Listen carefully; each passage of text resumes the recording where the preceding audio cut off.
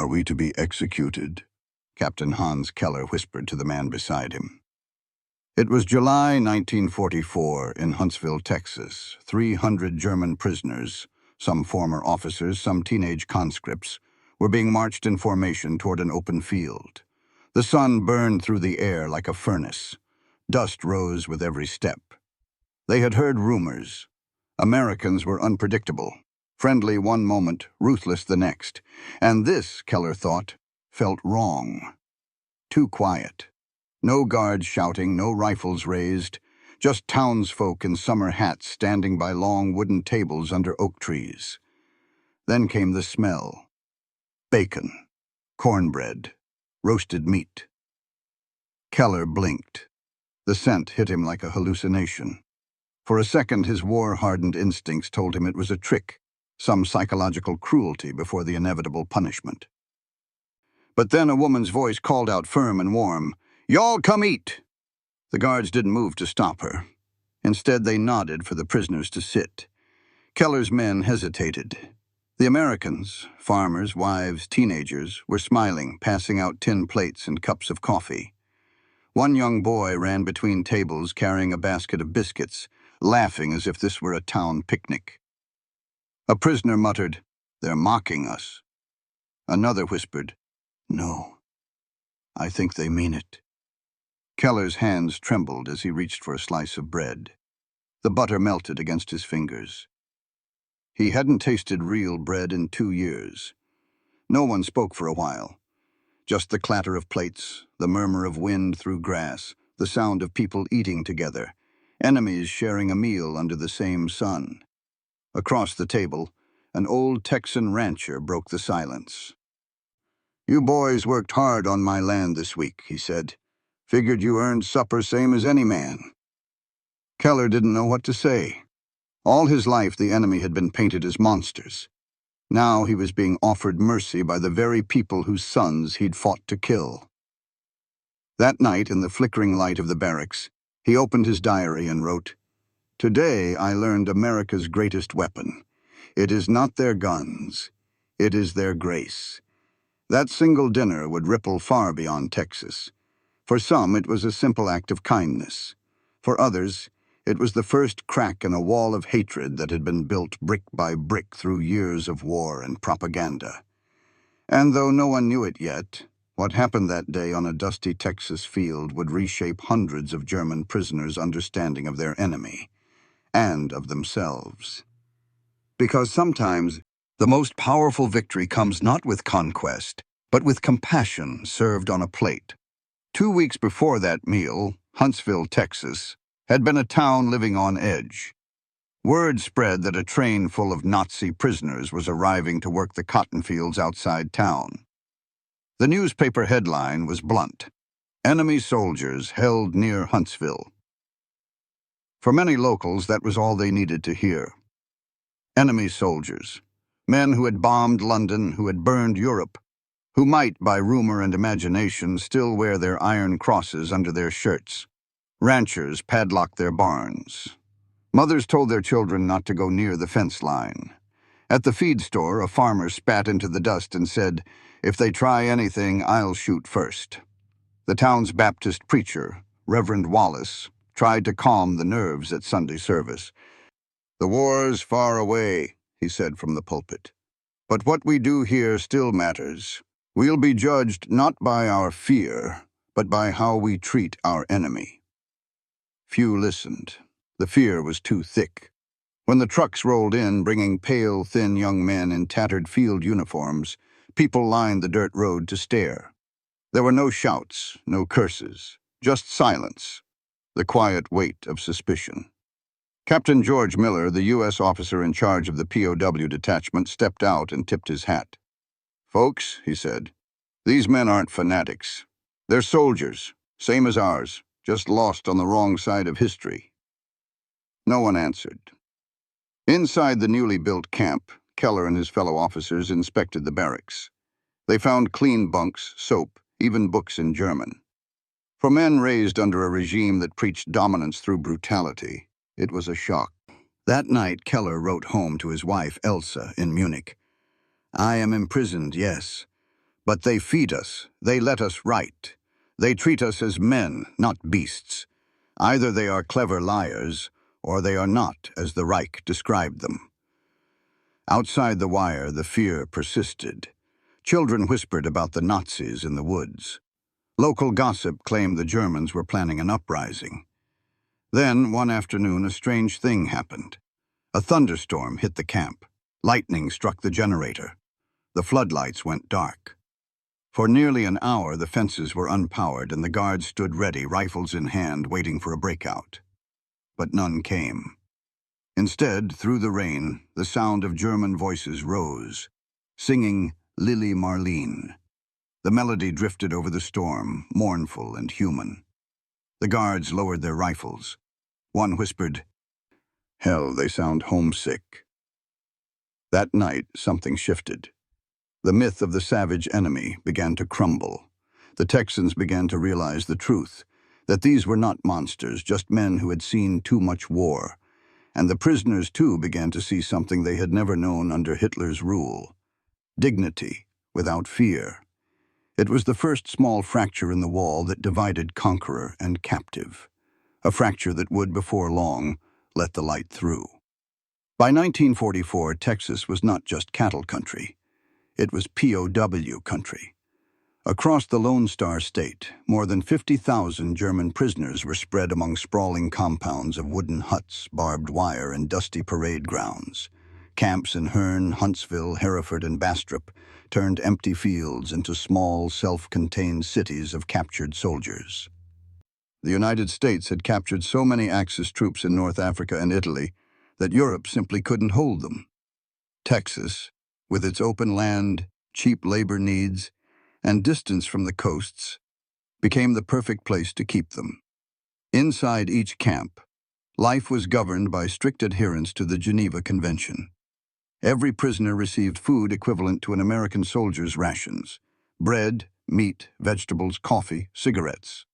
They could write 2 letters a week, attend classes, and even form orchestras and theater groups. For the Texans who lived nearby, it was bewildering. The U.S. was rationing meat and sugar, but enemy prisoners were eating well. One woman wrote in her diary, "My boy fights in France and I can't buy butter. Yet the Germans down the road get milk and cake." Still, the economic need outweighed resentment. The farms and ranches of Texas were starved for manpower. The men had gone to war and the harvests were failing. The Army began leasing POW labor to local farmers, under armed supervision at first, but soon without it. By the fall of 1944, German POWs had contributed over 7 million man-days of labor across the United States, producing nearly 20% of Texas's wartime crop yield. And slowly, something unexpected happened. Farmers who had once feared Nazi devils began inviting the Germans into their kitchens for water and shade. They learned names, stories, even laughter. The Germans, in turn, began sending handmade gifts, wood carvings, paintings, toys for children. In Huntsville, one rancher recalled, "They called me Herr Boss. They worked hard, no complaints. I figured they earned a meal." Inside the camp, officers like Captain Hans Keller noticed how different this America was from the image painted by Hitler's propaganda. There were no whips, no cruelty, only order and efficiency. One day, a U.S. sergeant showed him a newspaper headline: 96,000 American planes built in 1944. The sergeant smiled and said, "We build freedom, same way we build everything else, by the dozen." Keller didn't laugh. He couldn't. That single number was larger than Germany's entire aircraft output for the war. That night he wrote in his journal, "Their power does not come from hatred. It comes from work, from faith, from people who believe in what they are building." By the end of that summer, the Germans were still prisoners, but something fundamental had changed. The barbed wire remained, but so did respect. Because deep in the heart of Texas, a quiet experiment was taking place, to see whether mercy could hold stronger than metal. And soon, one meal in Huntsville would test that belief in front of the entire town. By late August 1944, Huntsville's harvest was nearly done. The Germans had labored in the fields for weeks, quiet, disciplined, and surprisingly grateful for honest work. Some of the Texans had started to soften, calling them the boys rather than the Krauts, but others still seethed. That's when the idea of the supper began. It started with Mrs. Lillian Carter, a rancher's wife known for her fiery temper and her sense of fairness. Her husband's cotton fields had been tended by POWs, and she'd seen firsthand their exhaustion and quiet obedience. One morning, she slammed her hand on the kitchen counter and declared, "Those boys are humans. They've earned a real meal, not just rations." Her husband blinked. "You gonna feed the enemy, Lil?" She replied, "I'm gonna feed men who've been baking under our sun." The idea spread through the church circle. Some thought it was blasphemy. Others thought it was the most Christian thing they could do. By the end of the week, 10 families agreed. They'd cook for every German prisoner working the Huntsville fields. When Captain Miller heard the plan, he nearly refused. "Ma'am, Army regulations forbid unsupervised contact," he warned. "And the last thing I need is a headline that says, 'Texans dine with Nazis.'" But Mrs. Carter didn't flinch. "Captain," she said, "you're fighting a war to keep your soul. Don't lose it now." Miller took a long look at her. Then, with a sigh, he signed the paper authorizing a community morale dinner. Preparations began in secret. Local butchers donated meat. Farmers brought corn and beans. The women baked pies through the night. Even the POWs noticed the activity and whispered among themselves. One asked a guard, "What is happening?" The guard just grinned. "You'll see." On the morning of August 28, 1944, a convoy of trucks rolled from the camp to a clearing just outside town. Long wooden tables were set beneath the oak trees. Smoke from the barbecue pits curled into the hot Texas sky. When Keller and his men arrived under guard, they froze. The scene before them looked nothing like a military operation. No rifles, no shouting, just smiling faces, and a preacher standing at a podium, hat in hand. He spoke softly. "We've seen what hate can do across the ocean. Today, let's see what mercy can do here." Some of the Germans bowed their heads in confusion. Others stared at the food, too overwhelmed to move. The Americans didn't wait for orders. They began serving plates: roast beef, potatoes, biscuits, and bacon cooked crisp over mesquite fires. At first, no one ate. Keller's men thought it might be a trap. But then, one young Texan farmhand, barely 19, sat beside a German mechanic and passed him a plate. "You fixed my tractor last week," he said. "Eat." The German hesitated, then nodded. He took a bite. And just like that, the war paused. Forks clattered. Conversations sparked. Laughter hesitated, then returned like a forgotten tune. The Texans realized the enemy wasn't so different after all. And the Germans realized America's strength wasn't cruelty, but kindness that could fill a man more deeply than any ration ever could. That dinner wasn't just a meal. It was a quiet rebellion against the logic of war. And for some, it became the first moment they believed peace was possible. As the Texas sun dipped lower, the air smelled of mesquite smoke and roasted beef. The long tables beneath the oak trees groaned with food. Platters of corn, baked beans, biscuits glazed in butter, and bacon sizzling in iron pans. The heat shimmered, and for the first time since capture, the German POWs weren't under guard with rifles pointed at their backs. The guards stood aside, arms folded, watchful but easy. Captain Hans Keller sat at the end of the first table, his uniform cleaned as best as a prisoner could manage. He couldn't stop staring. Children ran between the tables. Old ranchers tipped their hats to the German officers. One young woman, no older than 20, placed a cup of sweet iced tea before him and said, "You look like you could use this, sir." Keller blinked. No one had called him sir since his surrender in Tunisia. The Texans had done something no one expected. They turned a war into a supper. Reverend Wallace stood again, clearing his throat. "Tonight," he said, "there are no enemies, only men who've seen too much of the devil's work. Let's eat as neighbors under God's sky."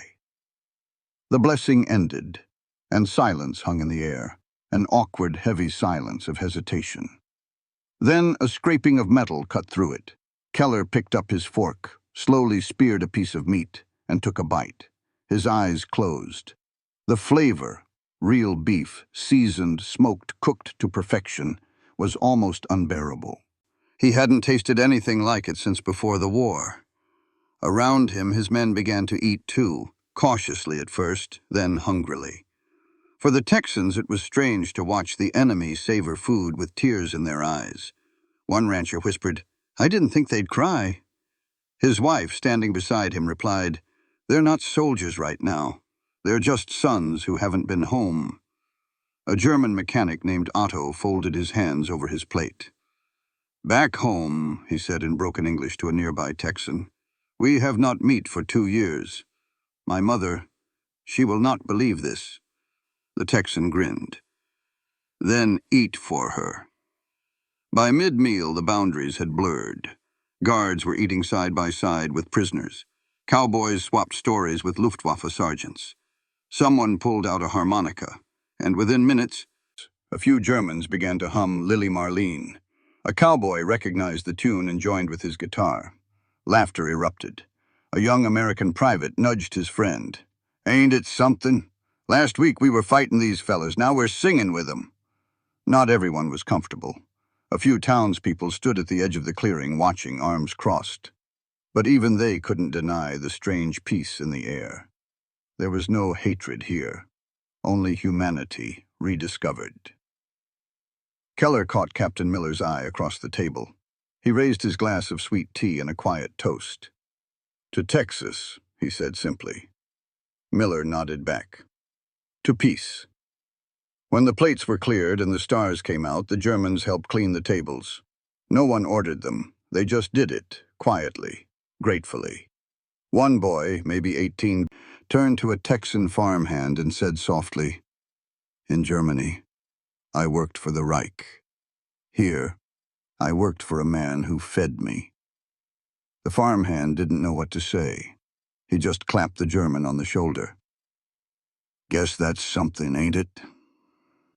By the time the night was over, the fences between them seemed smaller, thinner, almost unnecessary.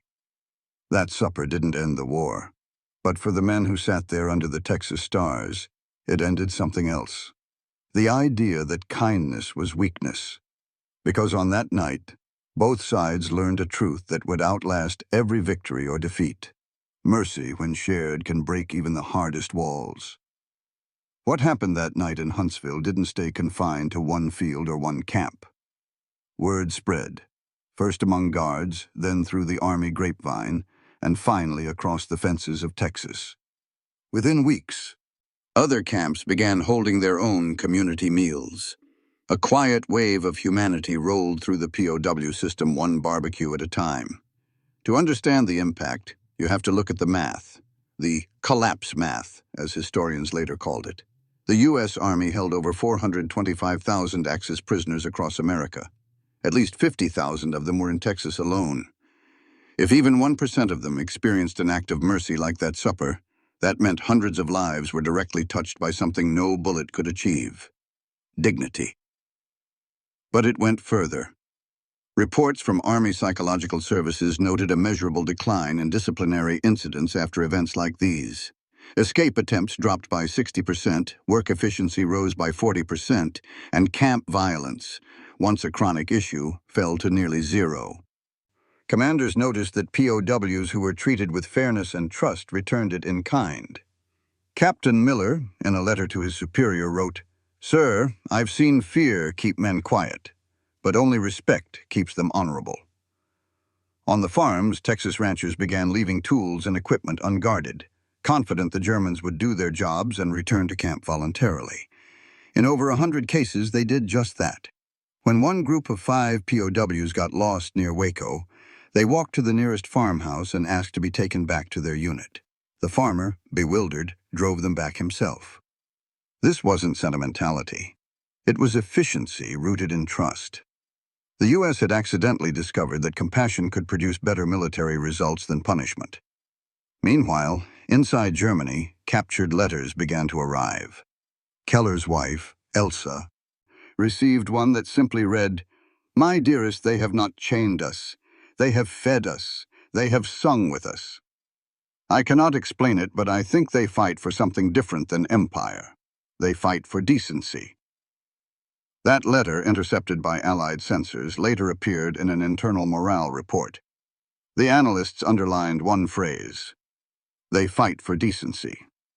That was the psychological turning point. The Nazi propaganda machine had told soldiers that capture meant torture, starvation, humiliation.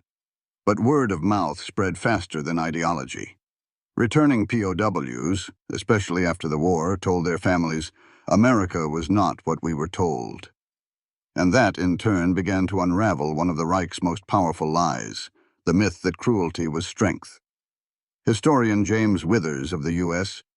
Army War College later described it this way: "The Germans came to Texas believing they'd meet devils. Instead, they met Texans with barbecue pits. And that did more to dismantle Nazi ideology than any bomb dropped over Berlin." The numbers tell the story clearly. In 1945, as the war ended, 99.7% of German POWs in the U.S. were successfully repatriated without major incident. None of the large Texas camps ever experienced a riot or mass escape after mid-1944, the exact period when these community meals began.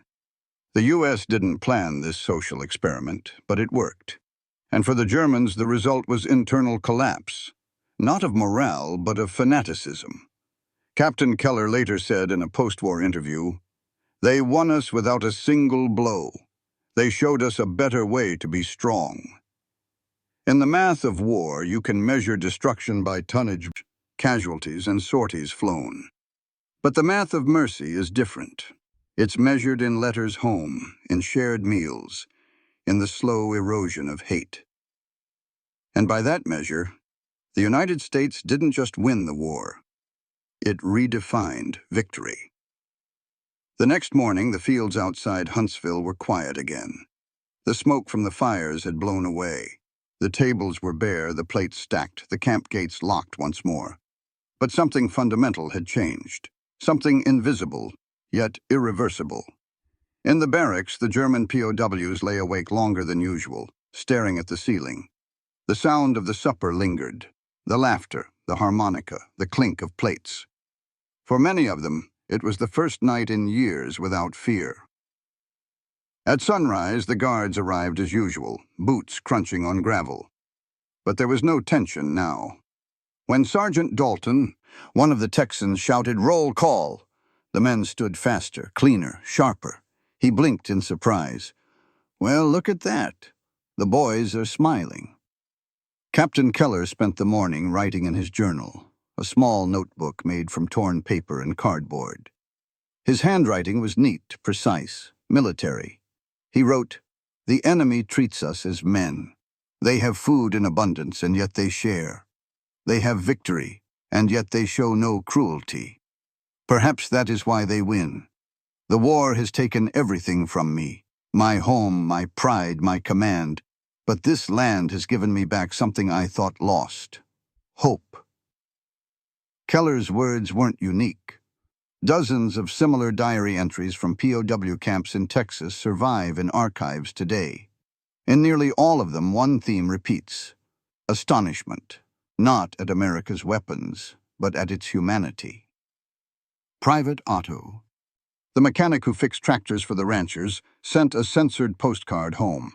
"Tell Mother I am alive. Tell her America's not what they said. The guards gave us bacon, real bacon, and one of them said he prays for peace. Perhaps we should too." When Allied censors read that message, they underlined one line in red: "Perhaps we should too." Even the Army noticed. A report from Camp Hearn's command office read, "Morale among POWs markedly improved following community-hosted suppers. Prisoners show reduced aggression, increased cooperation, and express gratitude. Recommend controlled continuation of such activities. Controlled continuation, bureaucratic language for something much deeper. The Americans didn't realize it then, but these simple acts were reshaping the minds of men raised in a totalitarian system. To the German soldiers, who had lived years under propaganda, the realization was staggering. Their enemies were freer, richer, and kinder than their leaders had ever allowed them to believe. Later interviews with former POWs revealed what the experience meant to them.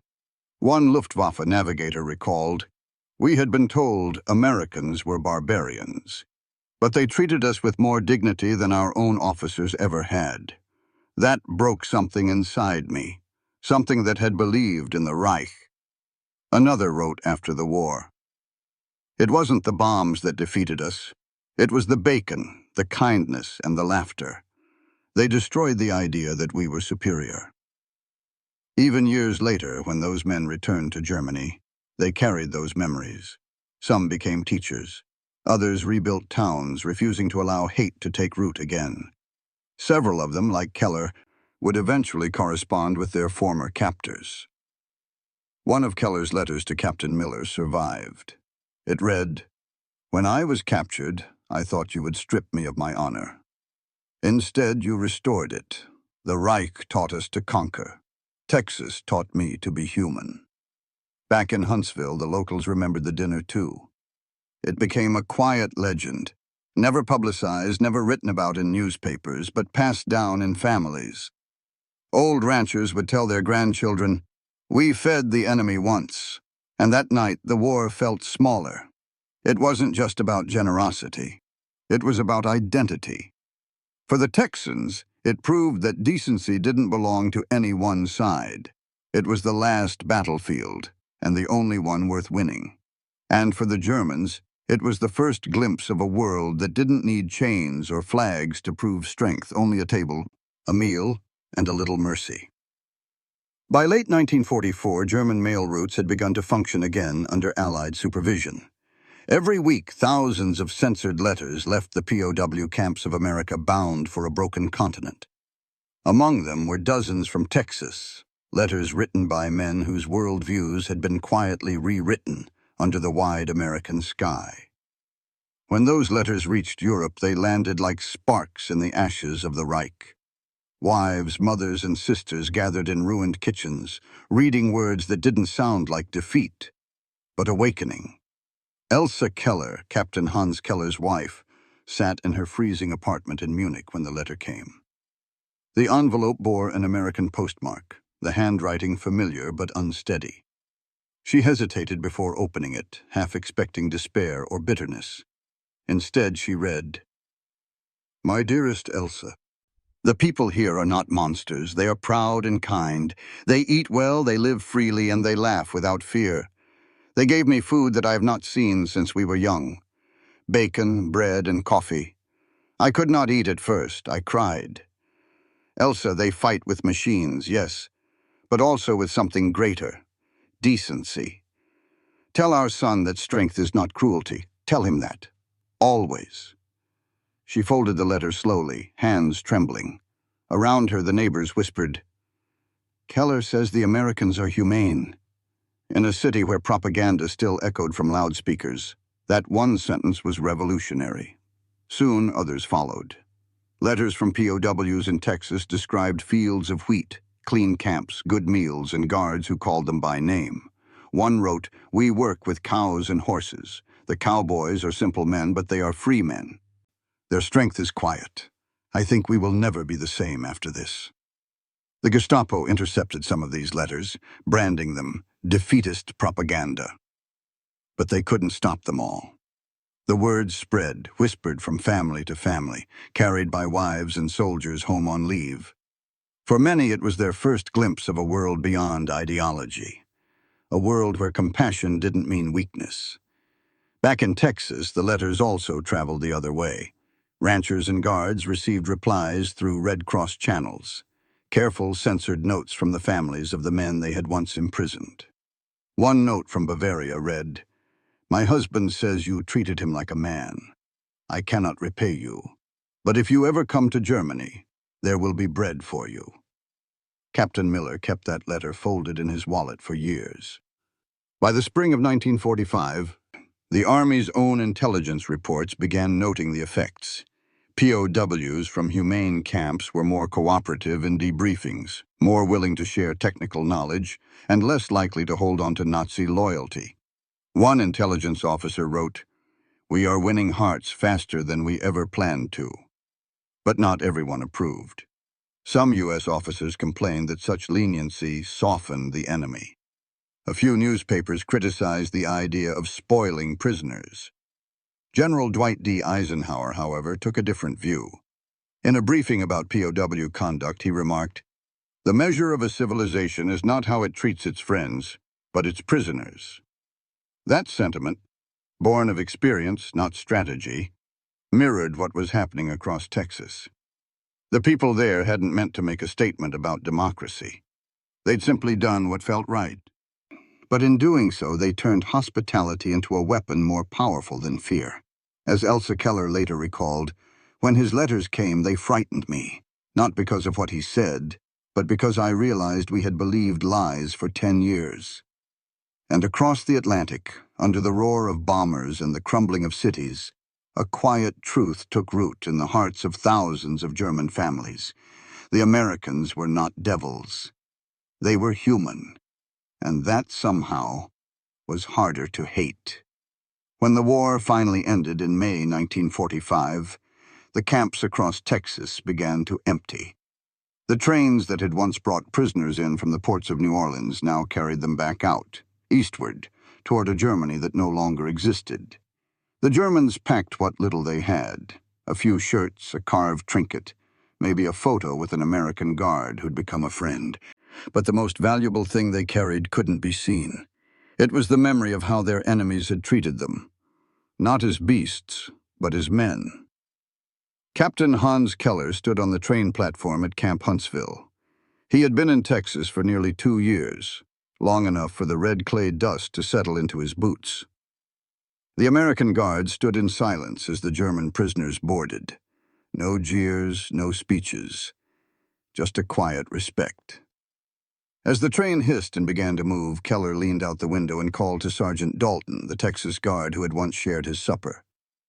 "Dalton," he shouted over the noise, "tell your people, they taught us how to be human again." Dalton just tipped his hat, eyes wet with something he couldn't say. For the German prisoners, the return journey was a shock. The country they left behind was rubble. Cities bombed flat, bridges gone, railroads twisted like paper. There were no parades waiting for them, no honors for service. Only hunger, ruin, and the haunting silence of defeat. Yet many POWs said later that their time in America had prepared them for this new reality. They had seen how order and hope could survive war, how discipline and freedom could coexist. And they wanted to rebuild their homeland in that image. In small villages across Germany, men who had once been Texas POWs began to appear in civic meetings and local councils. They spoke about organization, efficiency, and respect. To neighbors who had lost faith in everything, they said things like, "You don't need fear to make people work, you need trust." Historians estimate that nearly 5,000 former POWs from Texas camps went on to become engineers, teachers, and civic leaders in post-war West Germany. One of them, Werner Brandt, later founded a trade school near Bremen. When asked where he got his ideas, he said, "From the guards in Texas. They managed men better than our generals ever did." The American Red Cross, which tracked returning prisoners, noted something remarkable. The German POWs repatriated from the United States were less likely to join extremist groups after the war than those held in Soviet or European camps. One report phrased it bluntly: "Humanity works as denazification far better than punishment." Captain Keller returned to Munich, to a city of ruins and ghosts. His wife Elsa met him at the train station, thinner and older but alive. When he handed her the small notebook he'd written in Texas, she read its final line aloud. They fought with decency, and that was their victory. That night, Keller looked out over the darkened skyline of his broken city and whispered, We will build something like Texas here." In the years that followed, many of those POWs did just that, not literally, but in spirit. They built communities on cooperation, fairness, and the quiet strength they had witnessed in the American South. Decades later, a Texas newspaper ran a short story about one of those men, a former POW who had returned to visit the site of his old camp. When asked why he came back, he said simply, "Because here I learned what freedom tastes like." It wasn't a grand speech or a political statement. It was a truth learned over bacon, barbecue, and kindness. And for the Germans who left Texas, that truth outlived the war. By the time the last German prisoner left Texas in 1946, the war was long over. But something had shifted in the fabric of both nations. The victory America achieved on the battlefield had been measured in tanks, bombers, and tonnage. Yet in the soft soil of Texas, another kind of victory had taken root. One not counted in statistics, but in changed hearts. For the Americans, it had started as duty. Feed the prisoners, keep the peace, maintain discipline. But in practice, it had turned into something far more powerful. A demonstration that mercy was not weakness, that kindness could stand taller than flags. The people of those small Texas towns never saw themselves as diplomats or philosophers. They were ranchers, mechanics, housewives, and cooks, ordinary citizens who treated their captives the same way they treated their neighbors. When a German asked for a shovel, they handed him one. When he stumbled, they helped him up. When Christmas came, they invited him to sit at the table. In the ledgers of the U.S. Army, these actions were barely footnotes. But in the diaries of the German POWs, they were revelations. Hundreds wrote home describing the same shock. They have no hatred. They live freely, and they are strong. Historians later found that these letters, copied and passed around in bombed-out Germany, quietly undermined Nazi propaganda. They told a generation raised on fear and domination that power could look like compassion and still win. Decades later, when former POWs were interviewed by American journalists, many of them spoke the same line. "We learned democracy not from books, but from Texans." And perhaps that's the ultimate irony of war. The side that kills less but understands more. The side that rebuilds rather than conquers, leaves the deeper mark. Captain Hans Keller's story became symbolic of thousands. His notebook, discovered by his grandson years later, is now preserved in a small museum in Bremen. On its last page, he had written in fading pencil, "I came here as a soldier. I leave as a man." Those words were never meant for an audience, but they captured what happened across an entire continent of hearts. Texas never glorified what it did. There were no parades for the barbecue suppers, no medals for the cowboys who shared cigarettes with prisoners, no speeches for the cooks who served bacon to their enemies. Yet those acts, invisible to history's spotlight, carried more strategic weight than most would ever realize. Because when those German prisoners went home, they told their families not about cruelty, but about decency, not about fear, but about freedom. They became ambassadors of something they hadn't known existed, a civilization that didn't need to prove its strength through domination. That's why, years later, when post-war Germany rebuilt itself into a democracy, some of the same men who'd once sat in Texas camps helped design schools, factories, and local councils modeled on the fairness they'd seen there. It's easy to forget that empires fall, weapons rust, and monuments fade. But human memory, the moral imprint of how one side treated the other, endures far longer. In that sense, Texas didn't just guard prisoners, it changed them. And in changing them, it quietly reshaped the peace that followed. So when we ask who really won the war, maybe the answer isn't found in the battle maps or casualty charts. Maybe it's found in something as simple as a campfire meal between enemies who, for one night, remembered they were men first, soldiers second. That was America's quietest victory.